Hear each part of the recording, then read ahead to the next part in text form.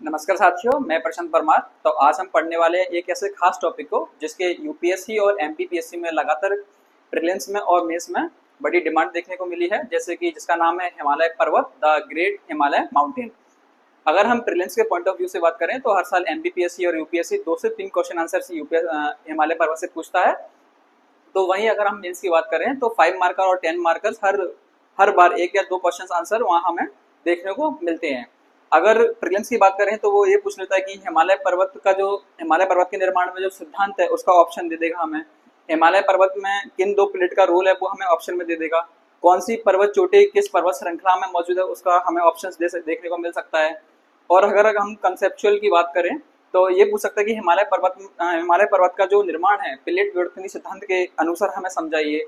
हिमालय पर्वत भारतीय उपमहाद्वीप की सुरक्षा के रूप में कैसे रोल अदा करता है उसका हमें समझाइए। भारतीय मानसून में हिमालय पर्वत का क्या योगदान है, ये सारी चीजें समझाइए।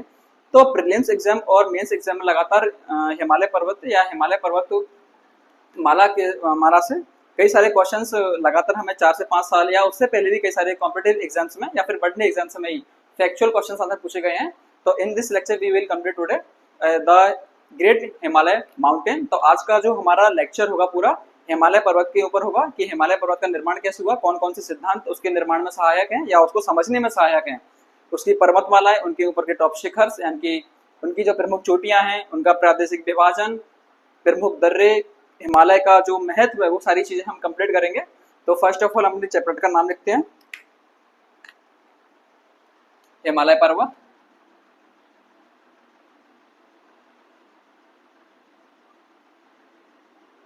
दी हिमालयस, जिसको बोलेंगे हिमालय पर्वत। मैं आपको जो भी टॉपिक समझाता हूँ इस लेक्चर के माध्यम से, जैसे कि आज मैं आपको हिमालय पर्वत समझा रहा हूँ और जितने भी आपके प्रीवियस लेक्चर में आपको टॉपिक समझाता हूँ तो उनका जो समझाने का मेरा दायरा होता है, मैं यही चाहता हूँ कि आप किसी भी एग्जाम में बैठो, चाहे एसएससी सीजीएल में बैठो, उसका प्रीलिम्स हो, एमपीपीएससी का प्रीलिम्स हो, यूपीएससी का भी प्रीलिम्स हो, उसके सारे फैक्चुअल डाटा आपको क्लियर हो जाए। जब आप मेंस के एग्जाम देने जाओ तो उसका जो कंसेप्ट है मैं भी आपको उस वीडियो में समझाता हूँ, जिससे आपको प्रीलिम्स और मेंस के लिए एक साधारण सी समझ विकसित हो जाए, जिससे आप अपने सिलेबस को अच्छे से कवर कर पाओ, अच्छे से समझ पाओ और आप अपना एग्जाम में परफॉर्म अच्छे से कर पाओ। तो जितने भी वीडियोस मैं बना रहा हूँ, जैसे कि आज मैं हिमालय पर्वत बना रहा हूँ, तो मेरा उद्देश्य यही है कि मैं आपको प्रीलिम्स एग्जाम और मेंस के पॉइंट ऑफ व्यू से अच्छे से समझाऊं। पढ़ो, बस आप थोड़ा सा पेशेंस रखो, मैं आपके लिए ऐसे ही बेहतरीन वीडियोस लेके आऊंगा। अभी मैं हिमालय पर्वत कंप्लीट करा रहा हूँ, आज आप खुद फील करोगे इस वीडियो के बाद में कि हिमालय पर्वत से लेकर जितने भी आपके मन में डाउट थे या पहले जो स्टूडेंट जो फर्स्ट टाइम इस वीडियो को देख रहे हैं, उन सभी के सारे हिमालय पर्वत को लेकर सारे जो डाउट्स हैं वो सब क्लियर हो जाएंगे, जिससे आप प्री और मेंस में अच्छे से आंसर राइटिंग कर पाओगे और अच्छे से परफॉर्म कर पाओगे। तो हम स्टार्ट करते हैं बिना किसी देरी के। तो हमारा चैप्टर है द हिमालयस, यानी कि जो टॉपिक है हिमालय पर्वत। तो हिमालय पर्वत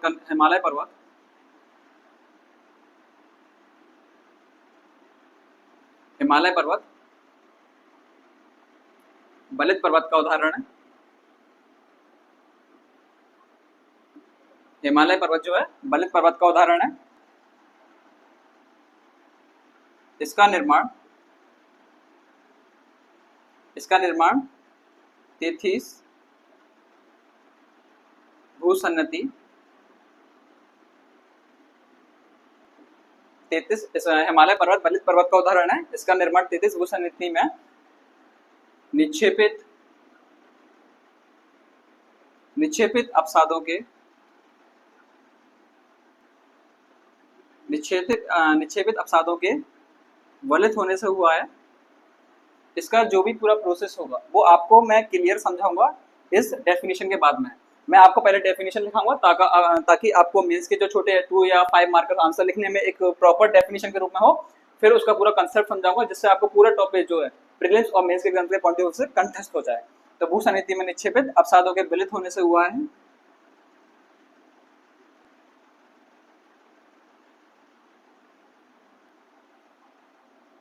हिमालय पर्वत का निर्माण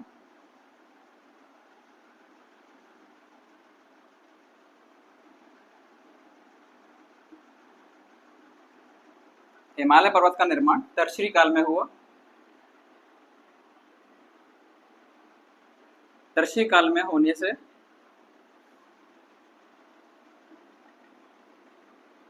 इससे टर्शियरी पर्वत भी कहते हैं।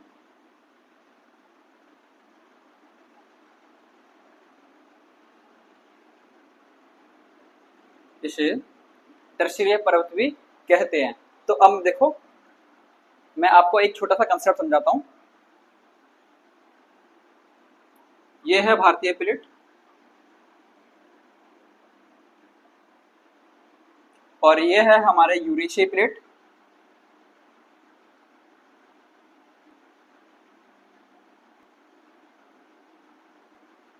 ये दोनों क्या है? महाद्वीपीय प्लेट है।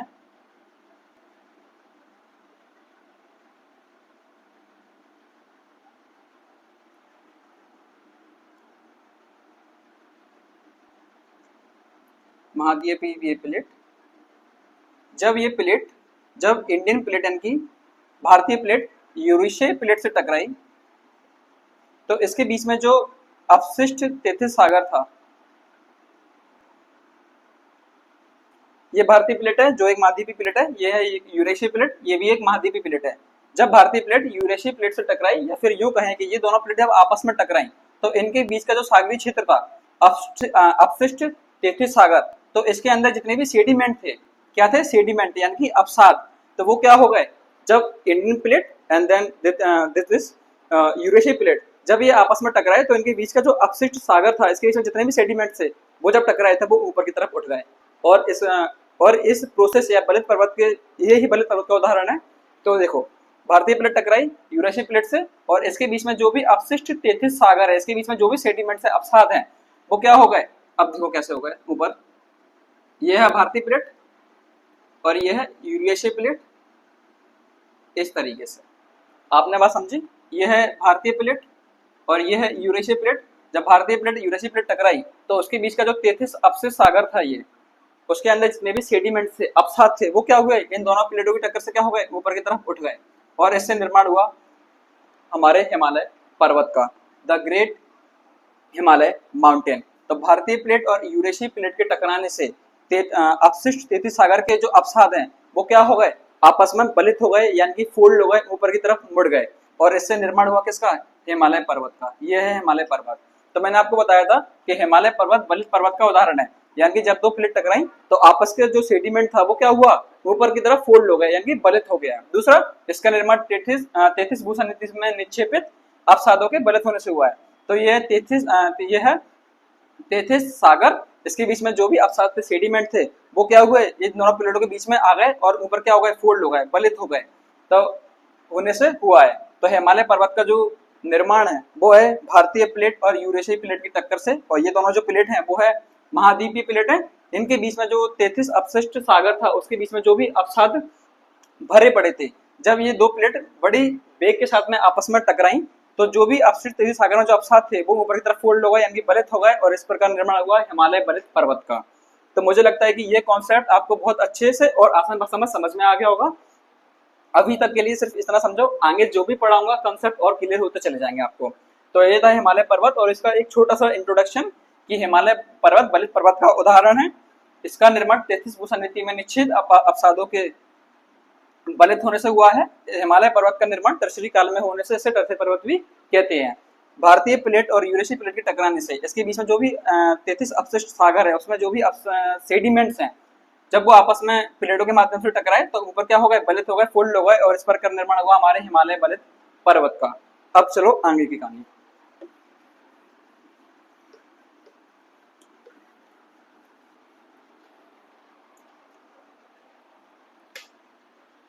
हिमालय पर्वत, एक मिनट मार्कर चेंज कर लेते हैं।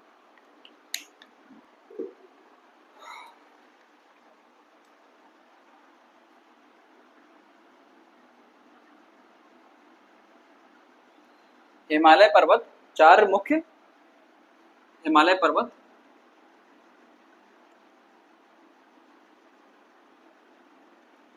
चार मुख्य पर्वतमालाओं का समूह है। क्या है? हिमालय पर्वत चार मुख्य पर्वतमालाओं का समूह है।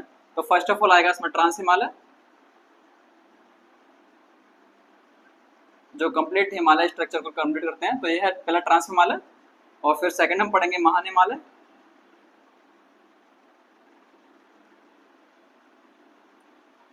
महान हिमालय जिसे हम बोलेंगे बृहद हिमालय। क्यों बोलते हैं, क्या इनकी विशेषताएं, कैसे ये डिवीजन है, सारी चीजें हम इस टॉपिक में समझेंगे। और आप इतना अच्छे से समझ विकसित करके जाओगे इस टॉपिक के बाद में कि मेंस के आंसर राइटिंग आप सिर्फ ये लेक्चर के दम पे लिख दोगे। मान हिमालय, बृहद हिमालय, फिर होगा लघु हिमालय, लघु हिमालय इसे मध्य हिमालय भी कहते हैं, और फिर होगा हमारा शिवालिक,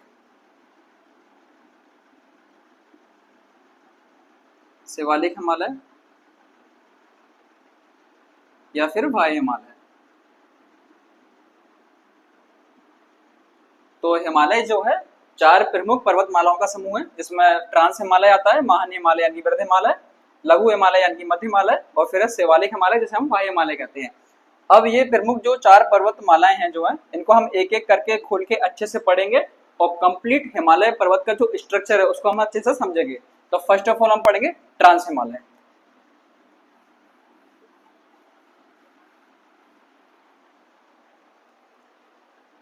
पहले का हम इंट्रोडक्शन देंगे, देन फिर हम कंप्लीट करेंगे पूरा का पूरा एक डायग्राम जिसके माध्यम से हम पूरा हिमालय का स्ट्रक्चर समझेंगे। तो फर्स्ट ऑफ ऑल हम पढ़ेंगे ट्रांस हिमालय।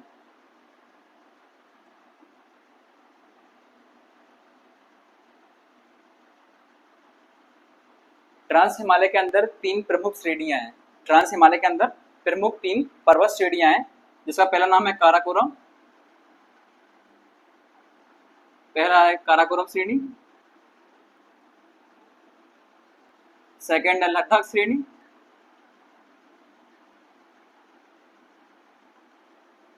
और थर्ड है जास्कर श्रेणी।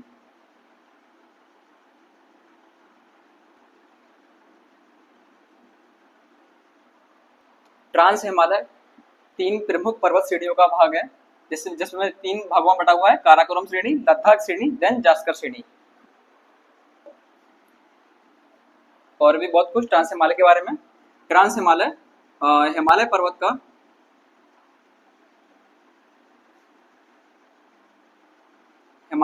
का उत्तरी भाग,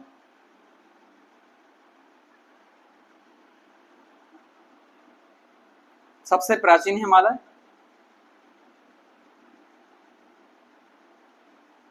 हिमालय पर्वत का जब निर्माण हुआ, जब भारतीय प्लेट और यूरेशियन प्लेट टकराई, तो सबसे पहले जिस प्रकार के हिमालय का निर्माण हुआ या हिमालय पर्वतमाला का निर्माण हुआ, तो उसमें first of all trans Himalaya का निर्माण हुआ था, जिसमें प्रमुख 3 श्रेणियां हैं, काराकोरम श्रेणी, लद्दाख श्रेणी, जास्कर श्रेणी। तो ये उसके बारे में एक छोटा सा इन्फॉर्मेशन है, जिससे अगर मेंस एग्जाम में 2 या 5 मार्कर में पूछा जाता है तो आप आसानी लिख सको।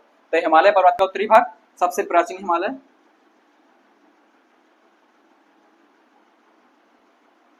भारत की सबसे ऊंची चोटी जो है माउंट केटू, वो ट्रांस हिमालय के काराकोरम श्रेणी में अवस्थित है। अभी पूरा हम एक डायग्राम ड्रॉ करेंगे और पूरा कंसेप्ट समझेंगे हिमालय पर्वतमाला का। सिर्फ आप अभी एक बेसिक सी इन्फॉर्मेशन समझते चलो। तो हिमालय पर्वत का उत्तरी भाग, सबसे प्राचीन हिमालय, लंबाई लगभग 1000 किलोमीटर। ये जो ट्रांस हिमालय की जो लंबाई है सीढ़ियों के माध्यम से, तो लगभग 1000 किलोमीटर। तो ये था एक छोटी सी जानकारी। अब काराकोरम श्रेणी, लद्दाख श्रेणी, जास्कर श्रेणी को हम ड्रॉ करते हैं, कौन कौन सी प्रमुख चोटियां हैं उनको ड्रॉ करेंगे और जो भी सारी विशेष चीजें होंगी उनको हम समझेंगे। तो ये था ट्रांस हिमालय के बारे में एक छोटा सा इंट्रोडक्शन। अब हम ड्रॉ करते हैं फर्स्ट ऑफ ऑल हिमालय का डायग्राम।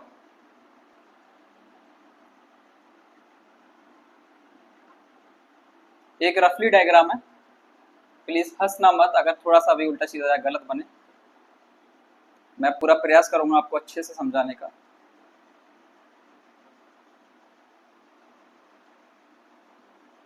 जितना जरूरत है इस डायग्राम को बनाने की या समझने की, वो सारी चीजें आपके कंप्लीट हो जाएंगे। ये है हमारा सिक्किम, छोटा सा प्यारा सा, देन 7 सिस्टर्स,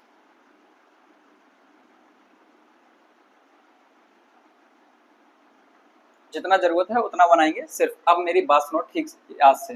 देखो, फर्स्ट ऑफ ऑल हम पढ़ रहे हैं ट्रांस हिमालय को, यहाँ लिख लेते हैं हम।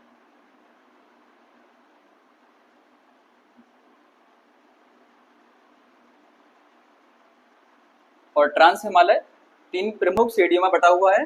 तो फर्स्ट ऑफ ऑल ये है आपकी, ये है हमारी काराकोरम श्रेणी। कौन सी है? काराकोरम श्रेणी, देन लद्दाख श्रेणी, और ये है हमारी जास्कर श्रेणी। आज का वीडियो थोड़ा सा बड़ा हो सकता है। बड़ा होने का मतलब सिर्फ इतना ही है कि सारी डिटेल्स प्रीलिम्स और मेंस एग्जाम्स को लेके और अदर कॉम्पिटिटिव एग्जाम्स होता है, एसएससी हो, रेलवे एनटीपीसी हो या फिर पुलिस पटवारी, जितना भी फैक्चुअल और कंसेप्चुअल डाटा होगा पूरा मिलेगा भर भर के। तो वीडियो थोड़ा बड़ा हो तो घबराओ मत, भी पेशेंस रखो और थोड़ा सा देख लो बस एक बार। तो ये है काराकोरम,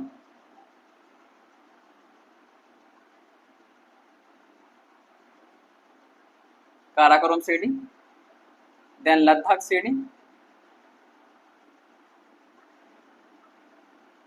और ये है हमारी जास्कर श्रेणी।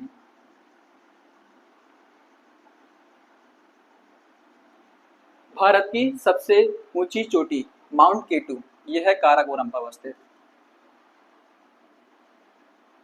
भारत की सबसे ऊंची पर्वत चोटी जो है वो है माउंट केटू।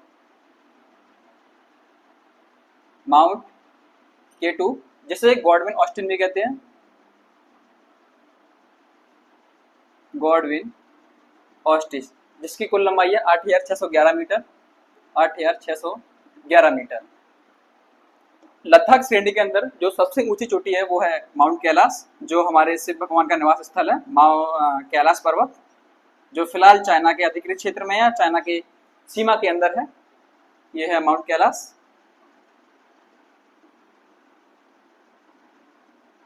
माउंट कैलाश जो भगवान शिव की नगरी है, उनका निवास स्थल है कैलाश पर्वत।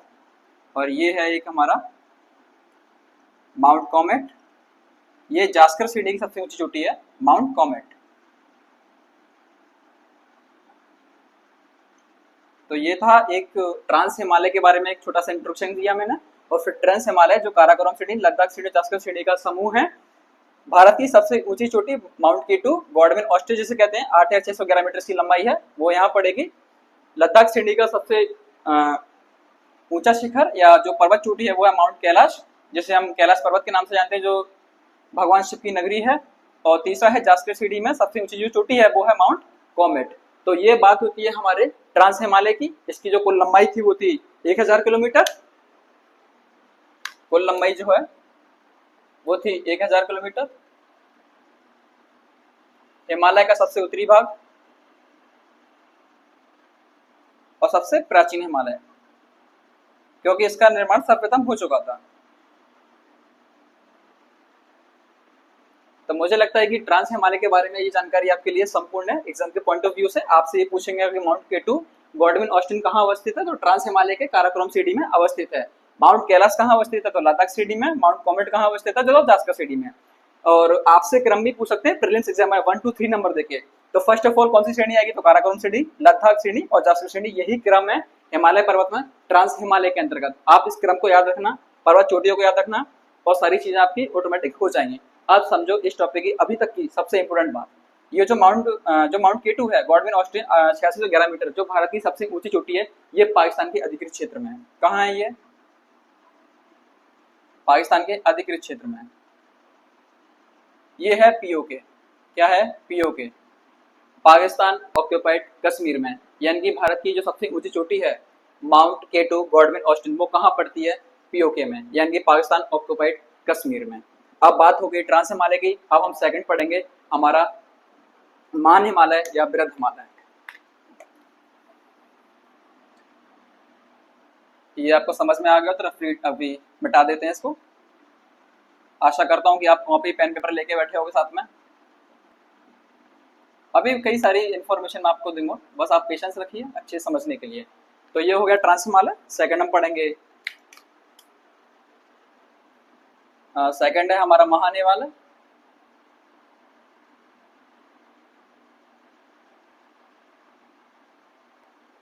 इसकी जो कुल लंबाई है वो है 2600 किलोमीटर, कुल लंबाई है 2600 किलोमीटर। और जो औसत ऊंचाई है, इस पर्वतमाला की जो औसत ऊंचाई है वो है 6000 मीटर। अब इसका एक मैप बनाते हैं हम।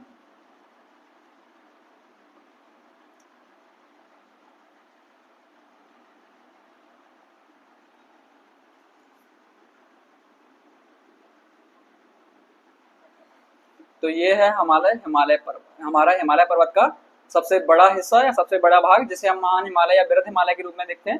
सबसे बड़ा और महान होने के कारण इसको बृहद या फिर महान कहते हैं।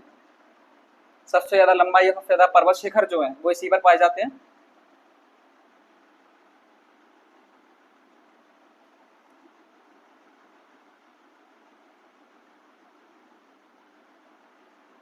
तो यह है हमारा महान हिमालय। ये हिमालय ये हिमालय पर्वत की सबसे ऊंचे शिखरों में गिना जाता है। 12 मासी इनके जो पर्वत शिखर है उन पर बर्फ देखने को मिलती है, इसलिए इसको हिमाद्री हिमालय भी कहते हैं। क्या मिलती है? हिमाद्री हिमालय।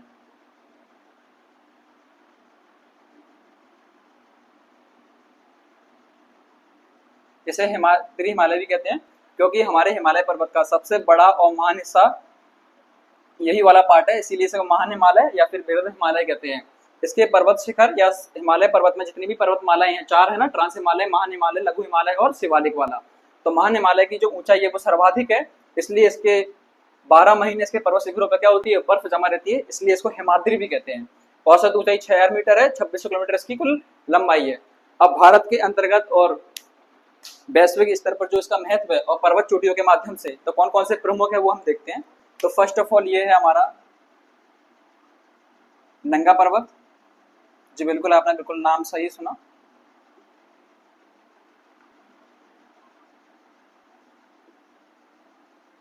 ये है नंगा पर्वत।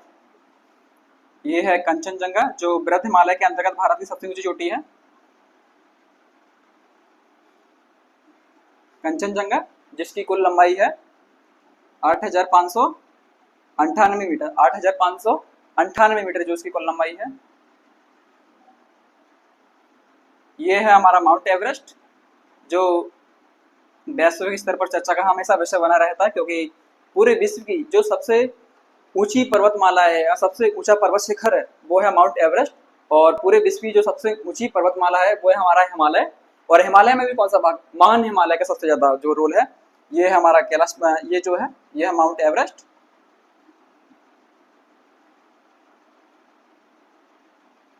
जिसकी कुल लंबाई है 8885 मीटर। इसकी जो कुल लंबाई है भारतीय दृष्टिकोण से या भारत में जितने भी डॉक्यूमेंट्स अभी तक इसकी लंबाई को लेकर या स्टैंडर्ड्स को लेकर बनाए गए हैं, उसमें जो लंबाई बताई गई है वो है 850 मीटर।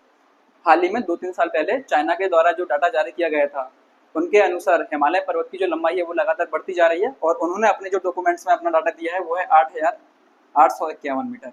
यानी कि चाइना और नेपाल के अकॉर्डिंग जो हाइट है हिमालय पर्वत में माउंट एवरेस्ट की वो है 8851 मीटर। भारतीय स्टैंडर्ड के हिसाब से 8850 मीटर।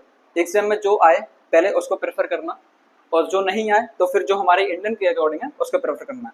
तो बृहद हिमालय के अंतर्गत भारत की सबसे ऊंची चोटी वो है कंचनजंगा, 8598 मीटर। बृहद हिमालय के अंतर्गत सबसे ऊंची चोटी माउंट एवरेस्ट। बृहद हिमालय के अंतर्गत भारत की सबसे ऊंची चोटी तो कंचनजंगा। उसके बाद में पड़ेगी नागा पर्वत। कहाँ पड़ेगी? नागा पर्वत जम्मू कश्मीर में, ये पड़ेगी आपके जम्मू कश्मीर में। ये है नेपाल का रीजन, और कंचनजंगा पड़ेगी हमारे सिक्किम में। अब बात आती है कि और जो प्रमुख चोटियां हैं इसके अंदर वो है, तो फर्स्ट ऑफ ऑल हम यहाँ एक बनाएंगे,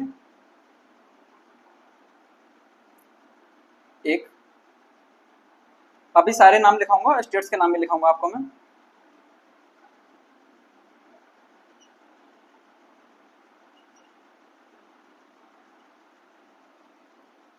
ये जो चोटी है वो है नंदा देवी, ये पड़ेगी उत्तराखंड में। ये है नंदा देवी। ये जो है वो है धौलागिरी।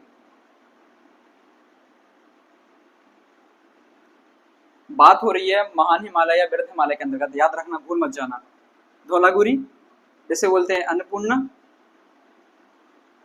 अन्नपूर्णा पर्वत, ये सब के सब यूके में है, यानी कि उत्तराखंड में है। ये वाली चोटी है उसका नाम है मकालू, और इसका नाम है लोसवे। लोसवे। तो ये है महान हिमालय की प्रमुख चोटियां।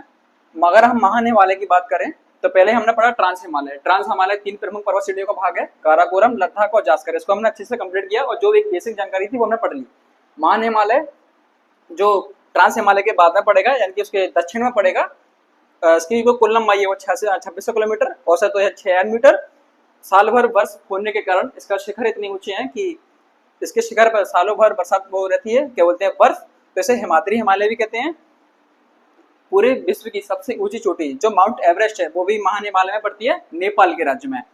भारत के अंतर्गत बृहद हिमालय के अंतर्गत और भारत में सबसे ऊंची चोटी है वो है तो कंचनजंगा, दूसरे पे पड़ेगी नंगा पर्वत, तीसरे पे पड़ेगी नंदा देवी, धौलागिरी, अन्नपूर्णा, मकालू, देन लोसवे।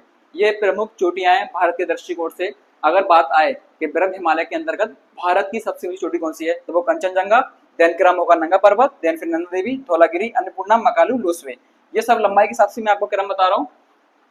आपके एग्जाम में अगर मैचिंग लाने को आए या फिर क्रम स्थापित करने को आए, असेंडिंग ऑर्डर आए तो फिर इसको टिक करना, जैसे मैंने अभी आपको काउंट किया है। और डिसेंडिंग ऑर्डर आए तो उल्टा कर देना, बस सिंपल सी बात है। मैं जैसे क्रम बता रहा हूँ कि बृहद हिमालय में सबसे ऊंची चोटी भारत के अंतर्गत कंचनजंगा, नंगा पर्वत, नंदा देवी, धौलागिरी, अन्नपूर्णा, मकालू, लोसवे। बृहद हिमालय की सबसे ऊंची चोटी वैश्विक स्तर पर नाम आएगा फिर माउंट एवरेस्ट का। तो ये थी सामान्य सी जानकारी महान हिमालय के अंतर्गत। तो मुझे लगता है ट्रांस हिमालय और महान हिमालय आपका जो है वो कंप्लीट हुआ। अब हम बात करते हैं थर्ड की। एग्जाम के पॉइंट ऑफ व्यू से प्री और मेंस के हिसाब से सारे क्वेश्चंस बनेंगे इस वीडियो से। इस वीडियो के 3 लेक्चर लेके आऊंगा। आज पूरे पर्वत श्रृंखला, उसी प्रमुख चोटी, पर्यटन स्थल, उनका महत्व आज कंप्लीट होगा। लेक्चर 2 लेके आएंगे हम इसके 1-2 दिन बाद, जिसमें हम कंप्लीट करेंगे कि हिमालय का प्रादेशिक विभाजन क्या है, किस आधार पर उसका विभाजन किया जाता है और उनका महत्व क्या है, उसको हम सेकंड लेक्चर में कंप्लीट करेंगे। और देन हम रिकॉर्ड करेंगे थर्ड लेक्चर, जो हिमालय पर्वत का सबसे लास्ट होगा और एक इम्पोर्टेंट पार्ट भी होगा, क्योंकि इसमें पूछा जाएगा। उसमें हम बताएंगे आपको कि हिमालय पर्वत के प्रमुख दर्रे यानी पासेस ऑफ हिमालय माउंटेन। तो हिमालय पर्वत के प्रमुख दर्रे और हिमालय पर्वत का महत्व भारतीय दृष्टिकोण से क्या है। तो प्री और मेंस के दृष्टिकोण से हमारे ये 3 लेक्चर बहुत इंपोर्टेंट होने वाले हैं।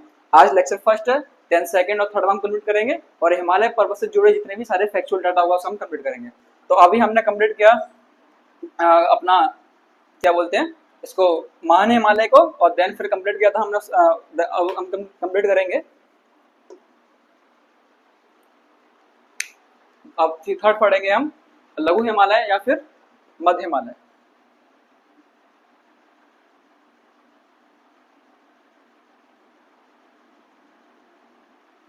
लघु हिमालय जिसे मध्य हिमालय भी कहते हैं, मध्य में होने के कारण इसको मध्य हिमालय कहते हैं बस। इसकी लंबाई भी जो है 2600 किलोमीटर है। महान हिमालय के समांतर चाप की आकृति में निर्मित है ये भी।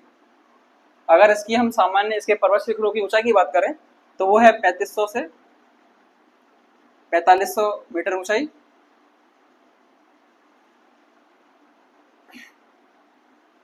सबसे ज्यादा अगर वनाच्छादित क्षेत्र है हिमालय के मामले में तो वो है लघु हिमालय या फिर मध्य हिमालय।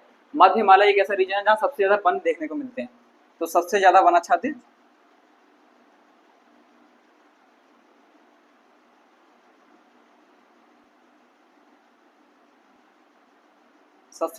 क्षेत्र हिमालय पर्वतमाला के अंतर्गत। अगर सबसे ज्यादा वृक्ष अगर आपको देखने को मिलते हैं तो वो मिलेंगे आपको लघु हिमालय में। दूसरा, सबसे ज्यादा जो पर्यटन स्थल हैं भारतीय दृष्टिकोण से वो मिलेंगे आपको लघु हिमालय में। पर्यटन दृष्टिकोण से महत्वपूर्ण। तो ये था एक लघु हिमालय या मध्य हिमालय के में सामान्य इन्फॉर्मेशन कि 2600 किलोमीटर महान हिमालय के समांतर आकृति में फैला हुआ है। 3500 से 4500 मीटर की जो हाइट है इसकी। सबसे ज्यादा वनाच्छादित क्षेत्र यही मिलेगा और पर्यटन दृष्टिकोण से अतिरिक्त महत्वपूर्ण भारतीय दृष्टिकोण में। तो फर्स्ट ऑफ ऑल हम इसकी मैपिंग करते हैं।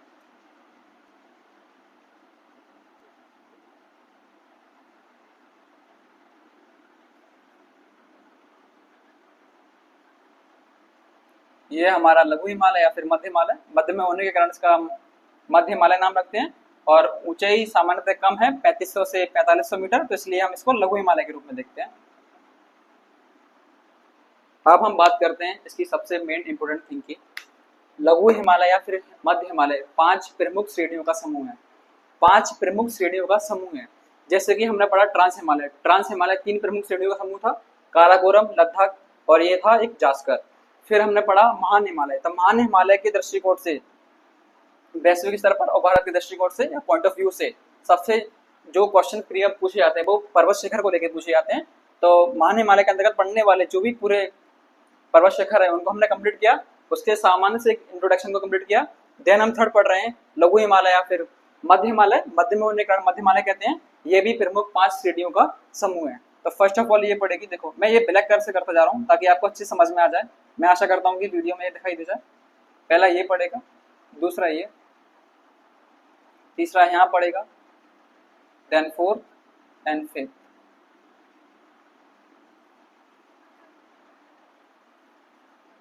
तो ये है 1, 2, 3, 4 एंड 5। जो पहली श्रेणी का नाम है उसका है पीर पंजाल श्रेणी। पहली श्रेणी का जो नाम है वो है पीर पंजाल श्रेणी। सेकंड है धौलाधर श्रेणी।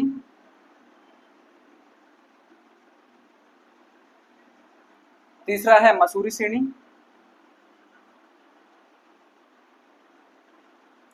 और ये जो थर्ड है वो है महाभारत श्रेणी।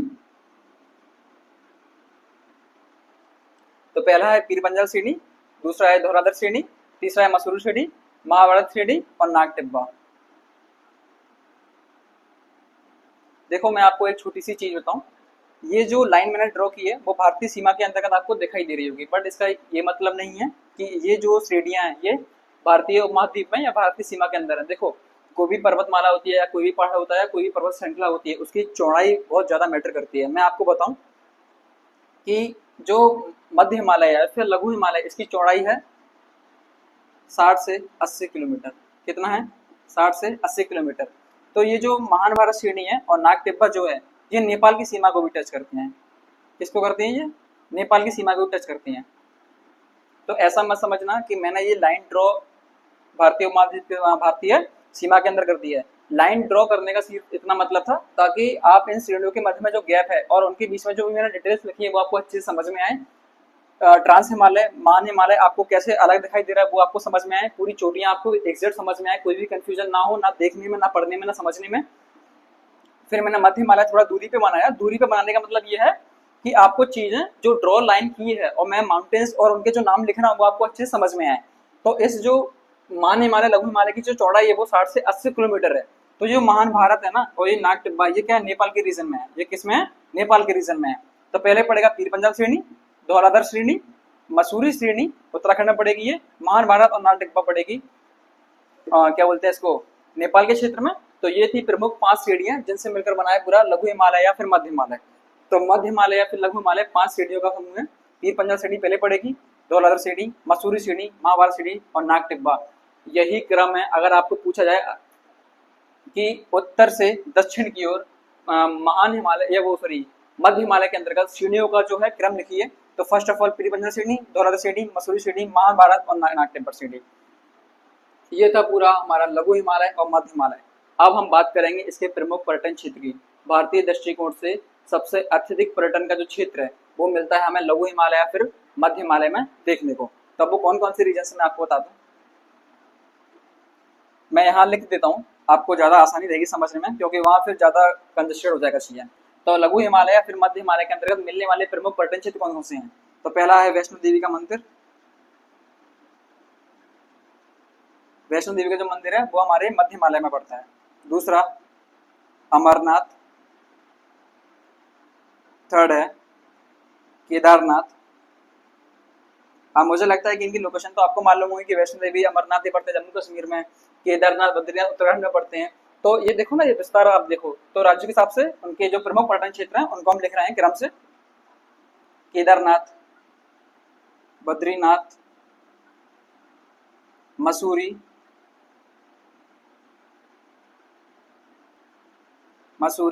शिमला, कुल्लू, प्रसिद्ध फूलों की घाटी, आपने इसका नाम सुना होगा हमेशा या फिर रील्स में या इंस्टाग्राम पे देखा होगा, फूलों की घाटी। दार्जिलिंग जो पश्चिम बंगाल में पड़ता है, दार्जिलिंग। और एक क्षेत्र रह गया इसमें, हाँ, प्रमुख कश्मीर घाटी जो आतंकवादियों का मुख्य मुद्दा बना हुआ है जहाँ, कश्मीर घाटी।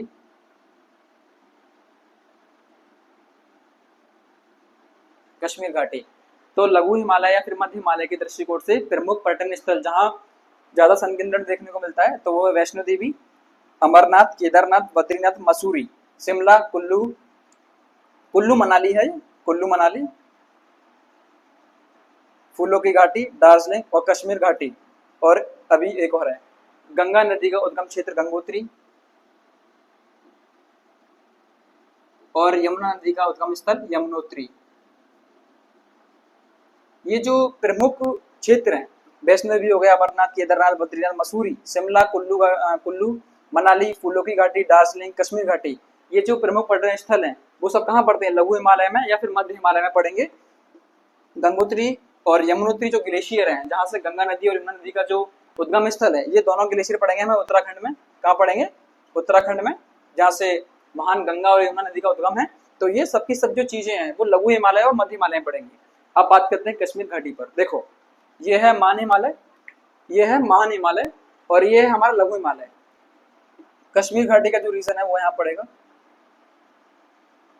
ये है कश्मीर घाटी।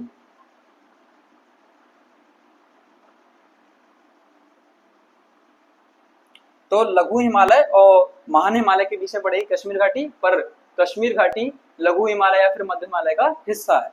तो आप याद रखना कि महान हिमालय के दक्षिण में और लघु हिमालय के उत्तर में कश्मीर घाटी पड़ेगी। और कश्मीर घाटी बेसिकली हिस्सा किसका है? किसका? लघु हिमालय फिर महान हिमालय का। तो लघु हिमालय और महान हिमालय नहीं, मध्य हिमालय। तो लघु हिमालय और मध्य हिमालय के एग्जाम के पॉइंट ऑफ व्यू से सारे जो पॉइंट्स थे वो कंप्लीट हैं। ये 2600 किलोमीटर की औसत लंबाई है, 3500 से 4500 मीटर हाइट है इसकी। सबसे ज्यादा वनाच्छादित क्षेत्र, सबसे ज्यादा वृक्ष अगर देखने को मिलेंगे तो वो लघु हिमालय में देखने को मिलेंगे। पर्यटन दृष्टिकोण से महत्वपूर्ण ये प्रमुख पर्यटन स्थल हैं जो लघु हिमालय में पड़ते हैं राज्य के हिसाब से। अगर वैष्णो देवी, अमरनाथ की बात करूं तो जम्मू कश्मीर पड़ेंगे, केदारनाथ, बद्रीनाथ आपके पड़ेंगे उत्तराखंड में, मसूरी, शिमला, कुल्लू मनाली पड़ेगी आपको हिमाचल प्रदेश में, फूलों की घाटी उत्तराखंड में पड़ेगी, दार्जिलिंग पश्चिम बंगाल में पड़ेगा, कश्मीर घाटी जम्मू कश्मीर राज्य में है जो महान हिमालय और लघु हिमालय के मध्य में है और लघु हिमालय का हिस्सा है। गंगोत्री यमुनोत्री प्रमुख ग्लेशियर है जहाँ से महान गंगा और यमुना नदी का उद्गम हुआ है। ये दोनों के दोनों उत्तराखंड में पड़ेंगे। तो लघु हिमालय, मध्य हिमालय से संबंधित जितनी भी पूरी जानकारी थी वो पूरा क्लियर है। अब हम बात करते हैं शिवालिक हिमालय यानी कि बाह्य हिमालय की। मैं आशा करता हूं कि आप अपना पेन और पेपर लेके बैठते हो ताकि आपको सारी चीजें अच्छे से और विस्तार से समझ में आए और रिवीजन करने के बाद में आपको किसी भी प्रकार की दिक्कत ना हो।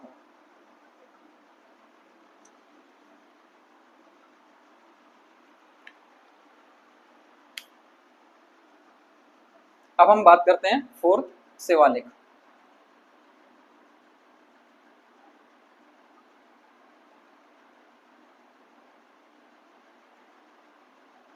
माफी चाहता हूं, मैं आपको एक छोटी सी चीज बताना भूल गया। आपने रील्स में या फिर पर्यटन स्थल में जम्मू कश्मीर का टूरिज्म देखा होगा तो आपने गुलमर्ग और सोनमर्ग का नाम सुना होगा। तो वो जो गुलमर्ग है, वो सोनमर्ग है, वो पड़ता है यहाँ मध्य हिमालय में। मध्य हिमालय के दो प्रमुख पर्यटन स्थल है, गुलमर्ग और सोनमर्ग। ये है गुलमर्ग आपका, मैं अभी बताना भूल गया आपको पर्यटन स्थल में, और ये है आपका प्रमुख सोनमर्ग। तो गुलमर्ग और सोनमर्ग जो प्रमुख हैं वो पड़ते हैं अपने मध्य हिमालय या फिर लघु हिमालय में। ये भी दो प्रमुख पर्यटन स्थल हैं जिनका जहाँ भारी संकेंद्रण देखने को मिलता है पर्यटन दृष्टिकोण से। अब हम बात करते हैं शिवालिक हिमालय की। तो शिवालिक हिमालय जो है इसका हम डायग्राम ड्रॉ करते हैं पहले।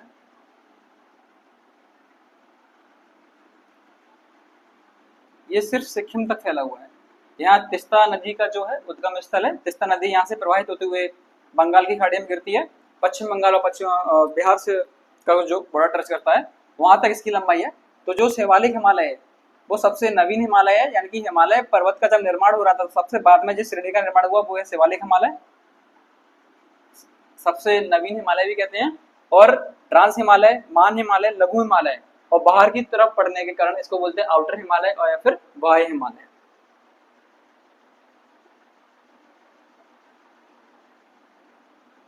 यह है बाह्य हिमालय। ज्यादा कुछ जानने को जरूरत नहीं है इसमें, सिर्फ आप इतना समझो कि जो शिवालिक है सबसे पहले ट्रांस हिमालय, मान हिमालय, लघु हिमालय, उसके सबसे लास्ट में दक्षिणी बिंदु पर पड़ेगा हमारा शिवालिक हिमालय। इसे आउटर या फिर बाह्य हिमालय कहते हैं। ये अभी निर्माण की अवस्था में है।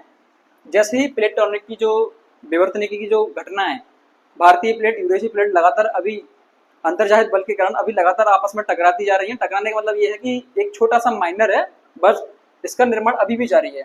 आगे जाके इसकी हमें ऊंचाई अच्छी खासी देखने को मिलेगी। ज़्यादा कुछ शिवालिक हिमालय के बारे में कुछ जानने को जरूरत नहीं है, बस इतना आप याद रखो कि इसमें है ना बड़े बड़े संरचनात्मक स्थलाकृति पाई जाती हैं। क्या होती हैं संरचनात्मक स्थलाकृति? देखो,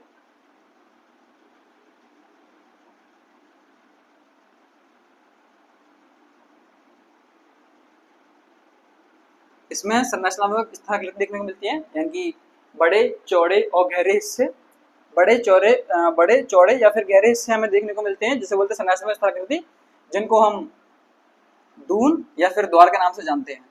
जिनको हम दून और द्वार के नाम से जानते हैं। अगर हम दून की बात करें तो पाटली दून